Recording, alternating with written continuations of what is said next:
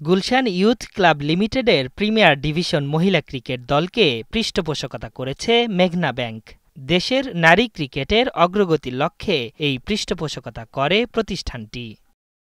Gulshan youth club আয়োজিত এক অনুষ্ঠানে পৃষ্ঠপোষকতার চেক হস্তান্তর করে মেঘনা ব্যাংক। এ সময় প্রতিষ্ঠানের পরিচালক জাহাঙ্গীর আলম মানিক, ব্যবস্থাপনা পরিচালক ও সিইও কাজী আহসান খলিল, উপব্যবস্থাপনা পরিচালক কিমিয়া সাদাত এবং ব্র্যান্ড মার্কেটিং ও কমিউনিকেশন প্রধান মোয়াজ্জিম হোসেন জুয়েল উপস্থিত ছিলেন। বিশেষ অতিথি হিসেবে উপস্থিত ছিলেন বাংলাদেশ জাতীয় ক্রিকেট দলের সাবেক অধিনায়ক মোহাম্মদ আশরাফুল।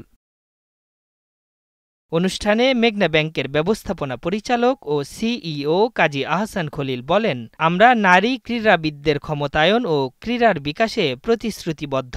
গুলশান ইয়ুথ ক্লাব লিমিটেডের প্রিমিয়ার ডিভিশন মহিলা ক্রিকেট দলকে পৃষ্ঠপোষকতা প্রদান করে আমরা গর্বিত এবং আশা করি এই দলটি আগামী মৌসুমে দুর্দান্ত সাফল্য অর্জন করবে।